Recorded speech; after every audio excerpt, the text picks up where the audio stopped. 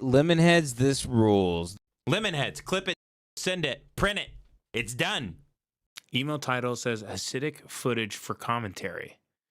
Hey Ben, long-time listener. Below is a link, hopefully it works, of a documentary from 1992 on Chabad, the Hasidic sect you saw in the news digging tunnels in their main synagogue. Now, I'm going to figure out how to pronounce it, okay? Because I don't speak Yiddish. It is Chabad. Chabad. So it's Chabad. And I guess since they always have stuff in their throat, it sounds like this. Chabad. Chabad. Chabad. What does Chabad mean in English? It's a Hebrew acronym meaning man, boy, lover. No, it means wisdom, understanding, and knowledge. Okay, whatever. You're going underground with poopy mattresses and diapers and everything else. I don't know what's so wise about digging under New York City like a rat, but hey, what do I know?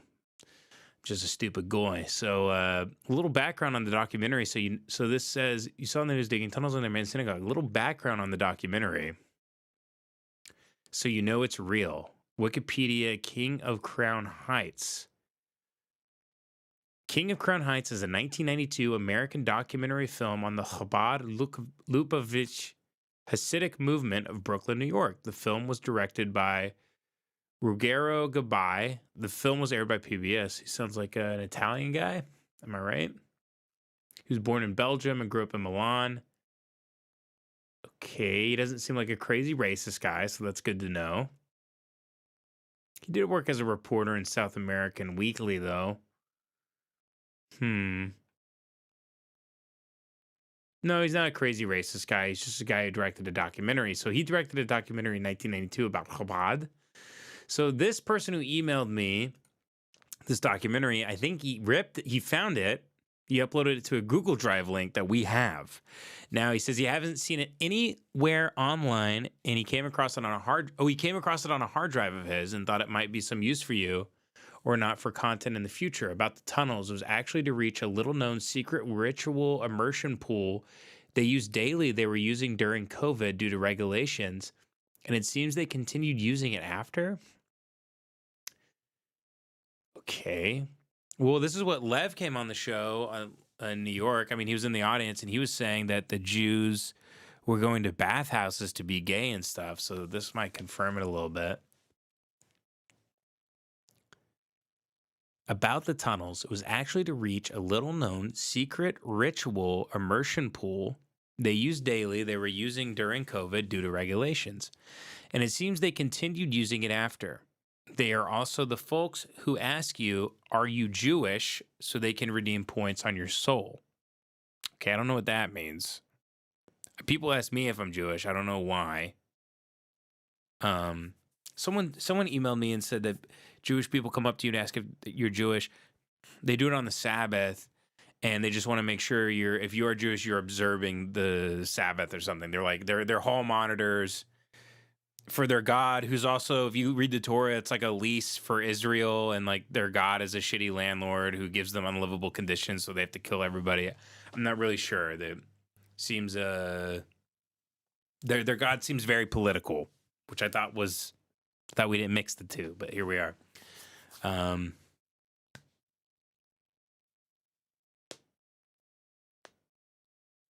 They are also the folks who ask you, are you Jewish? So they can redeem points on your soul. As I understand, you come from a religious background, as I did, and I thought you might find it interesting on how he was viewed as a father by the Orthodox followers and as a political type figure who didn't really care about religion like Alan Dershowitz, etc. I do know what Alan Dershowitz did care about. Anyway, part of their sect thinks that the leader was the Messiah as a result of his cult-like persona. There's a part that disagrees, but is also weird in their obsessiveness with his gravesite and spending weekends Shabbat there.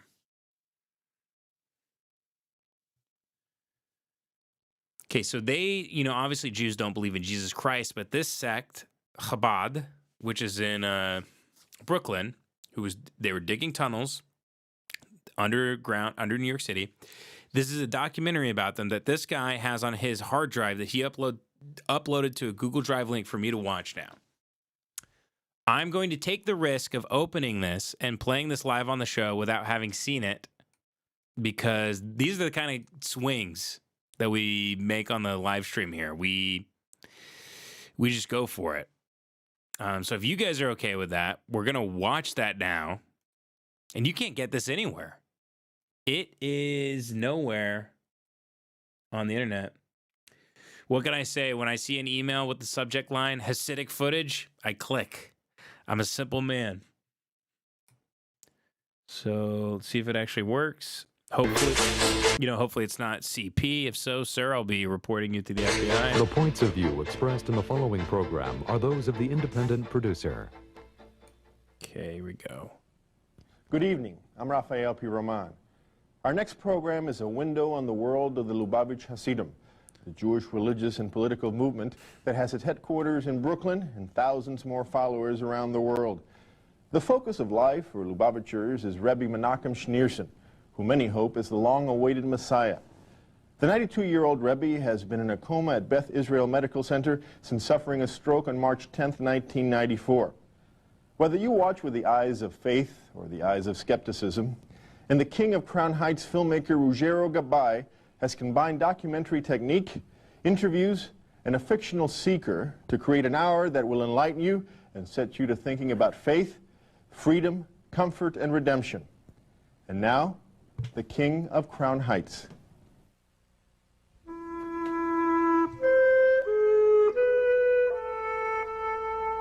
What are we about to stumble on? Now, again, if you're just tuning in this moment, this is a documentary from 1992 about Chabad, who were the Jews digging under New York, digging tunnels. They had mattresses under there. They had like weird baby.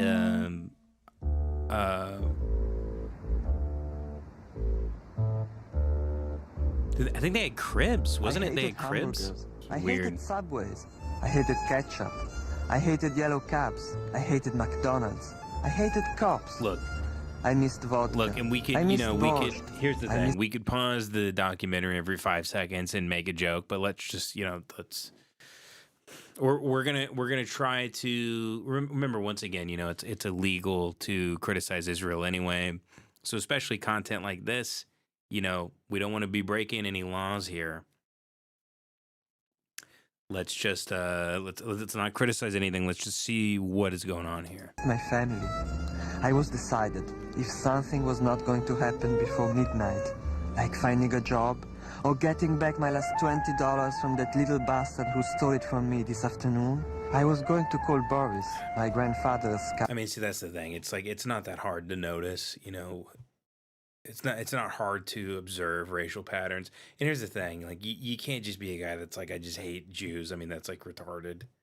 It's a case by case basis with people, but also like people need to understand it's not bad to generalize. And if you notice racial patterns, you notice racial patterns, okay? I mean, you heard it in the opening 10 seconds. night, like finding a job or getting back my last $20 from that little bastard who stole it from me this afternoon, I was going to call Boris, my grandfather's cousin. I mean, we're 30 seconds into a documentary about a group of Jews, and he's already talking about how a guy owes him $20. That's what, I mean, we're like 30 seconds in. All right, here we go. Get the money for the ticket and go back to Russia. And then it happened.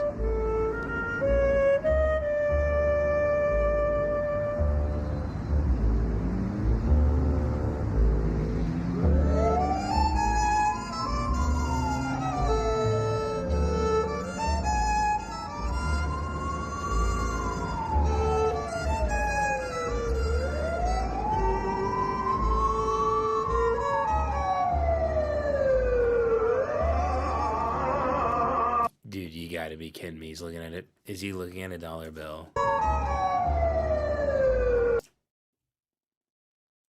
He's looking at a dollar with like a rabbi's face on it. I hope this is, by the way, this isn't a joke. I looked it up on Wikipedia. This is a real Wikipedia. It's called King of Crown Heights. It's a documentary made in 1992. It's not racist. It's just a documentary about a group, and so far I can't believe what I'm saying.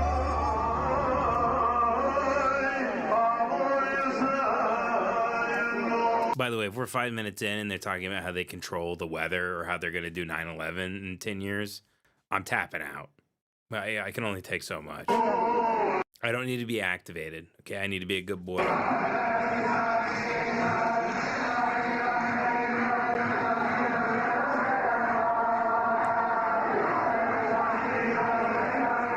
At the beginning, I didn't understand what was happening to me.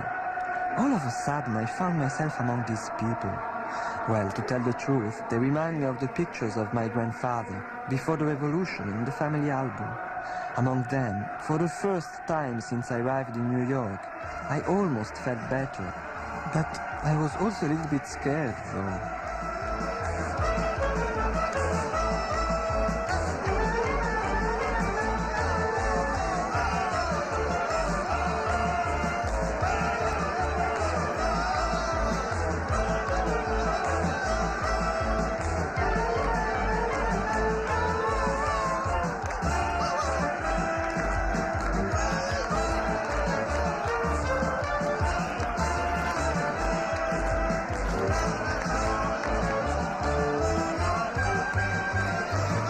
Can someone explain to me, because like the Israelites didn't dress like that, right? So like when did they decide that God told them to dress this way?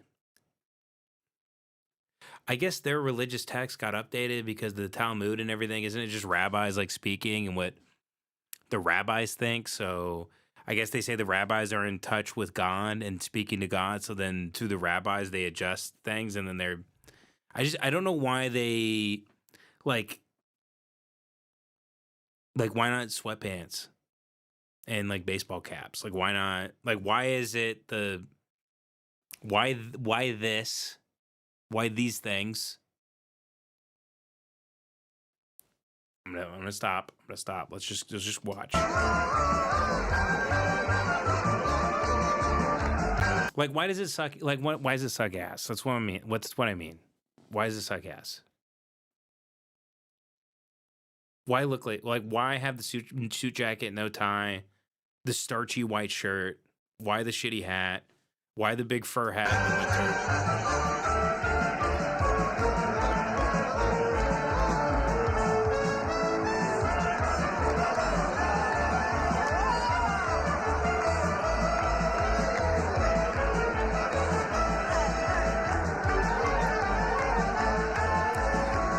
I really can't get down with it. I'm not like, oh, well, they're having a good time. It looks fun. It's like, it looks stupid as shit.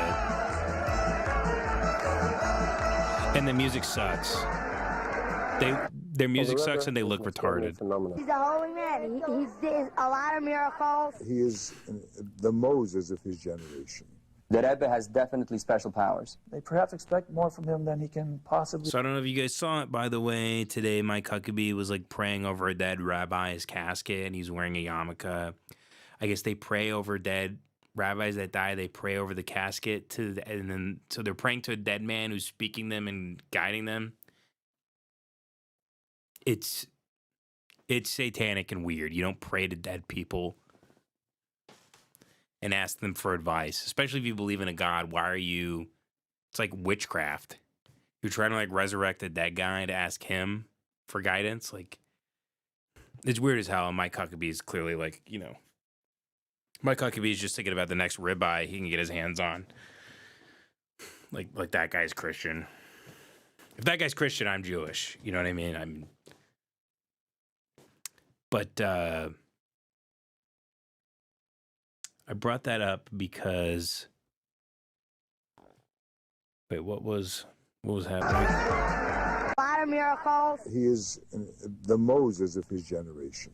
The Rebbe has definitely special powers. So Perhaps them saying that I have friends who are Jews who have spoke to rabbis that they believe are telepathic and psychic, and they know where like they can find like dead bodies and stuff. Like they can solve crimes. They're psychics that can see the future. They think rabbis have a supernatural nature to them.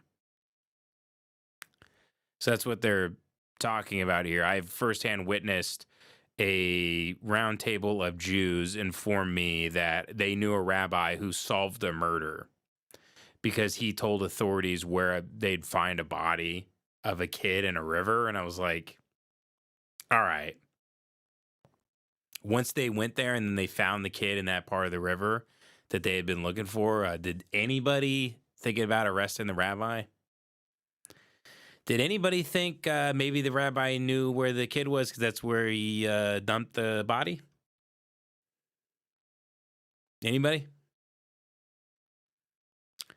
Anyway, they think rabbis are like, you know, they can like fly and like curve bullets around trees and stuff. Then he can They can curve a bullet around a tree and kill a Palestinian. Possibly be. He's a master. So when people are, you know, like Nazis or anti-Semites, they'll say like, like Jews can control the weather, and people go, oh, that's not true. And then you watch this stuff and they go, yeah, the rabbi, he can like see the future. And you go, well, that's, wait, so they do have supernatural ability?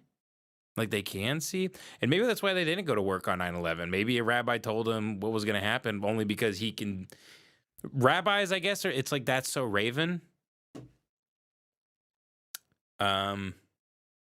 They have like crystal balls or something. I have no idea. What we call a master. The Lubavitch Rebbe is a great man, but he is a man, a human being.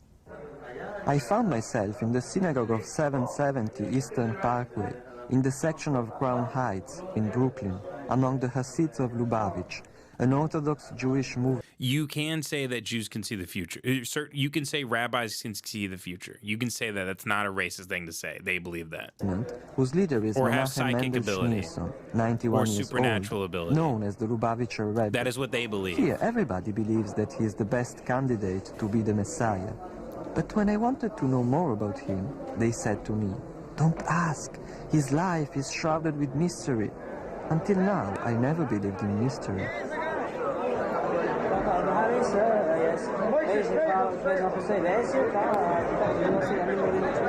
He says is ready for the redemption. But it's all up to us to accept it, to accept him. Messiah will be a king.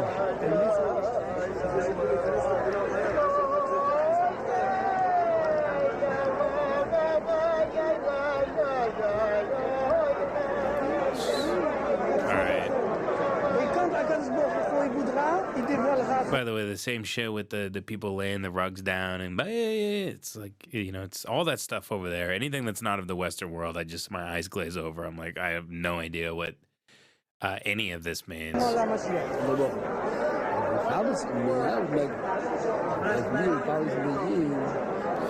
The only thing that makes sense in the Eastern world to me is like a monk or a guy like being alone in the quiet and like meditating. That's the only thing that I go, yeah, that makes sense. That also like that is not just metaphysical. It literally has a scientific benefit to it, to practicing that. So, you know, but the and then the like the BBB and the all the HBBs and the HBBs. I got it's so foreign to me. I can't understand it at all. I have no idea what it has to do with Christianity. I don't know what Judeo-Christian means. All of it seems like complete nonsense to me. If you read the Bible, it says Christ comes and he's getting thrown out of the synagogues because he's like, this is all nonsense. We don't need this anymore. And like they hate him for what he's saying in the synagogues, and then they kill him with the help of the Romans as well. You're talking about Herod, Jewish leaders. Okay, you're talking about the Jays. There's a reason Mel Gibson wanted to make those movies. Let's be honest. There's a reason it's not just because he loves Jesus. There's a reason Mel Gibson made those movies. I haven't seen them, but I'd be shocked that there's not the meme of the meme, the guy in the corner as Jesus is being crucified. I'd be shocked because of Mel Gibson's tirades, but let's continue here. Let's continue. I realized that the tension was growing in the synagogue, and I felt something very strange, like when I was a child, and my father gave me for the first time a present, that same wooden horse that I gave to Vladimir before leaving. Anyway, I felt something in my stomach, and when I saw the Rebbe followed by all those people, I immediately recognized him. He was the same man that was on the photograph, glued to my dollar. Isn't it all, if you were raised just like a stupid, like white, like Protestant, or like Catholic, or anything else, isn't this just so foreign to you? This idea of like community, upward mobility, people supporting each other. When have you felt like you have felt supported by someone who looks similar to you?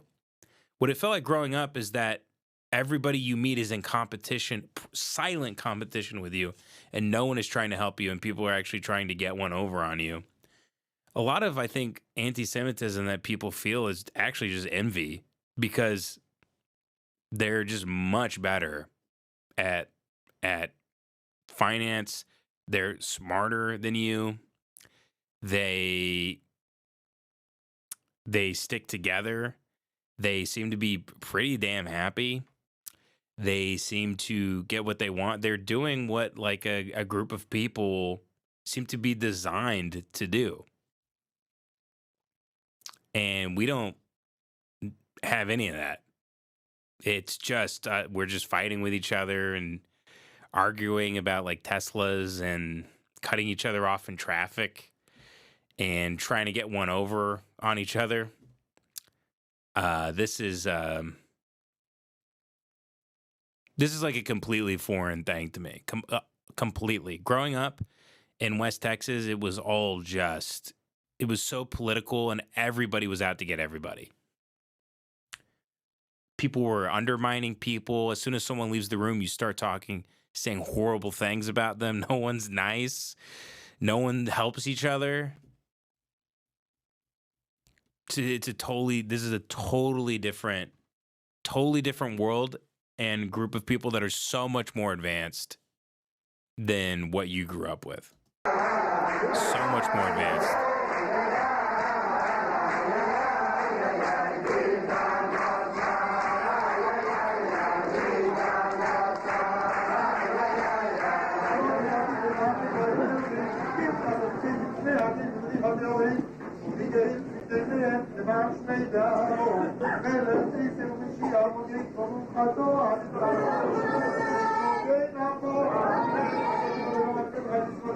Why do they do that thing? Because I've seen them do that thing in public, and I've also been at I've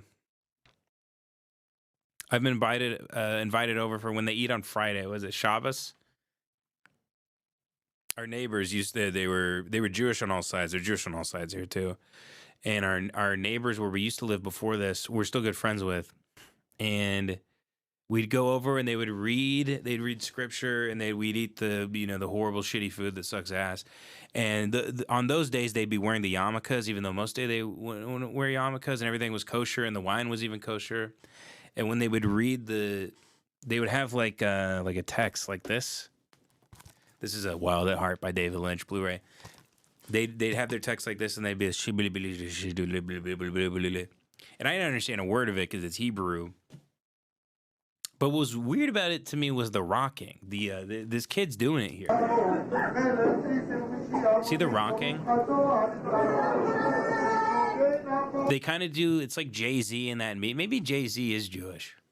Maybe Jay-Z's got a little Jew in him, because Jay-Z will. You know the GIF of Jay-Z? It's like they're hearing like a really sophisticated like Jay Dilla beat that they're riding with, and we can't hear it for some reason. They're just back and forth. I don't get it.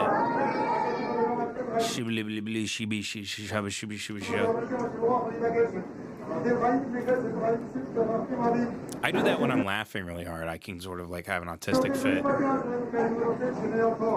Rebbe is a very great man.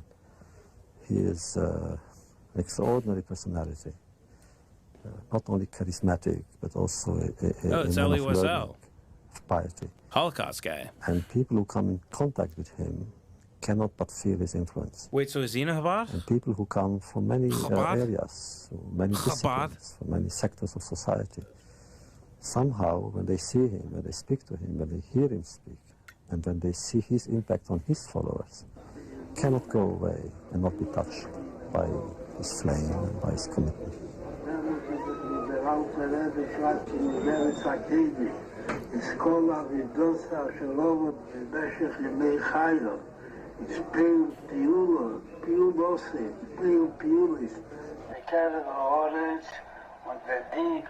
Material world and the occurrence of the anniversary of the death of that person.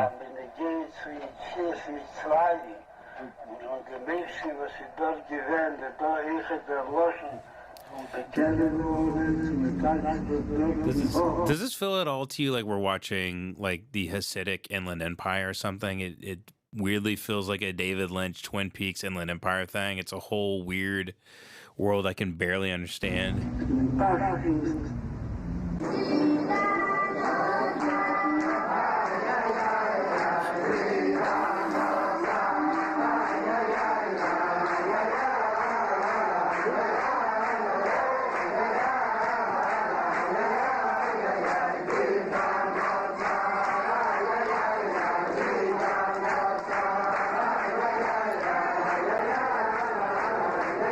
Oh, it says this practice is often observed among Orthodox Jews and is thought to help individuals connect more deeply with their prayers by physically engaging their whole body. So if you're, and the thing they decided was to rock. So if you're rocking, that's interesting because what is the, remember Butch Cassidy and the Sundance Kid where they ask him if he can hit something and he can't? And he's like, well, can I move? And they're like, yeah, sure. And then he moves with the gun and pulls it out and hits the target. I guess that's kind of what they're doing. It's the same with golf. You always kind of want to be in motion. You don't want to sit still over a putt or a shot. You kind of want to be constantly moving and then swing. So I kind of vibe with that. When I meditate, when I do TM, or if I, sometimes I will pray, somewhat rarely. I will. I'm always dead still. So. Maybe should I start moving while I'm meditating? It doesn't really.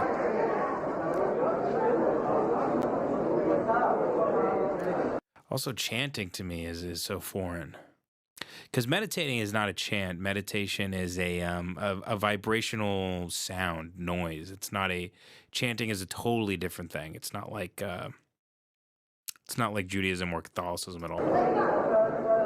So that's factor one. There is an individual gifted in mind and in heart and with the Wiener is a Jewish gifts name. which were given to him by his ancestors.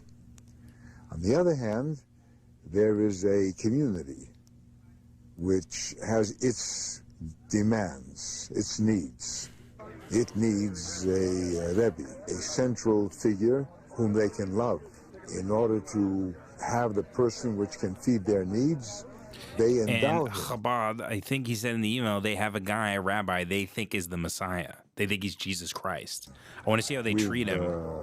Qualities and with gifts which he must have in order to be not just a special individual, but to be a Rebbe in the tradition of Lubavitch. Whether Rabbi Nachman Mendelssohn had these qualities at the beginning, doesn't matter. He was endowed with them. They developed within him. He became more and more of the person they needed, and soon what was needed and what was the reality merged into the same personality.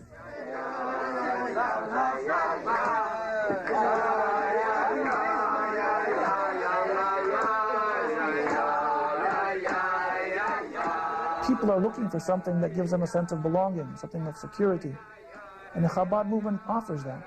The Chabad movement tells you mean something to us. You're valuable. You can change the world. If you listen to the Rebbe, you're participating in the Okay, I will redemption. take it back. Getting drunk with them seems like it's really fun. You're valuable. Look at the way he's just walking around with that handle, pouring shots. That looks like a really good time, actually. You can change the world. God, that looks great, actually. The Chabad movement tells you mean. wearing those suits and I mean, dressing up like a blues brother and getting hammered off cheap vodka sounds like a good time to me. It sounds like a good time for you. You're kind of a prude. You're a stuck-up prude. If you wouldn't want to dress up like Dan Aykroyd and Belushi and the Blues Brothers and get hammered off of pop-off vodka in a dingy little room like that, we're probably not going to get along anyway. You're valuable. You can change the world. If you listen to the Rebbe, you're participating in the redemption of the people of Israel. It gives people a sense of belonging. There's a family. The family becomes a community. I don't know why, but now, when I was going past a movie theater, I was not so interested anymore. I preferred libraries and bookstores for the first time in my life.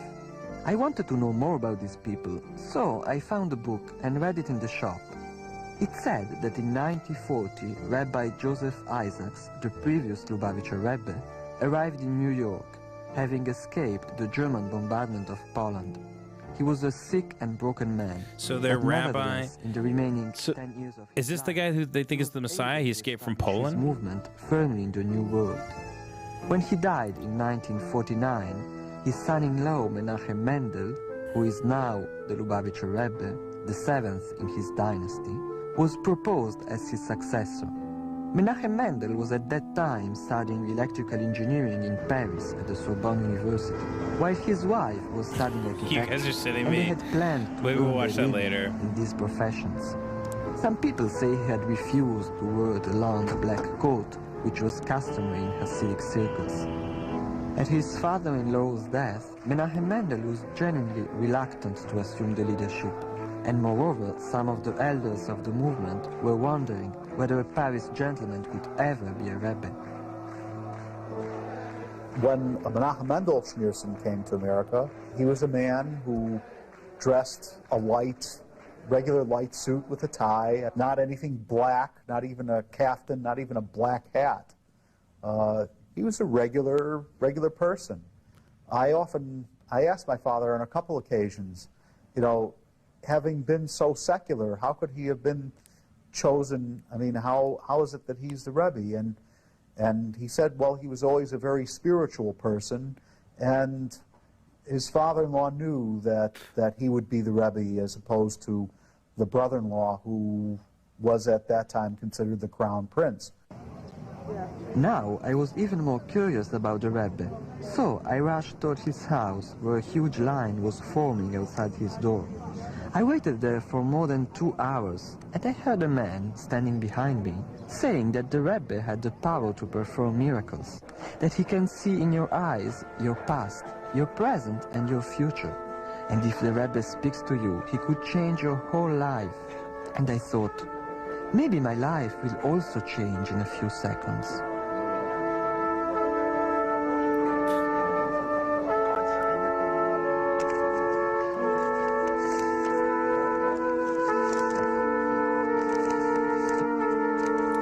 Wonder if this was shot on one of those VHS cameras back in the day. You know, the big guys? Because I don't know, they didn't have DV yet. They're not shooting on DV, right? Maybe they had DV. It looks like DV tape to me.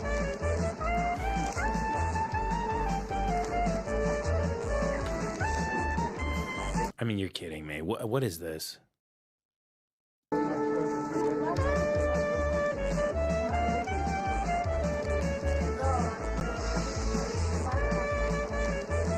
Yeah, this is presented without comment.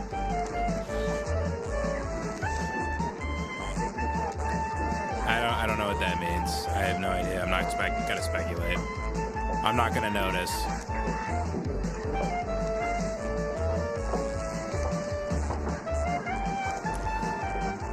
I mean, imagine if like a black church was starting and black people were walking in and they were handing out like fried chicken to everybody. You'd be like, wait a second, what? Like, wait, what? I'm a physician. I treat mostly pain. Am I allowed to wonder what's going on here? Unusual kind of patients, and there's many ways in treating people and going out and helping them. And I guess confusing sometimes is which the best way to go. Rebbe said is to try different things. Whatever works, go with it. Okay, I can't just, if the whole documentary is just like a rabbi handing out dollar bills to people, I'm tapping out. We got to stay on YouTube as well. We can't, what is this? I kid you not, I met a guy like this in Miami. He came up to me and he was asking me if I was Jewish, and he was literally this guy. He wanted to get into the Bitcoin conference, and he was doing this to me, and I was like, what? Yeah, I can't, obviously comments are turned off there for good reason.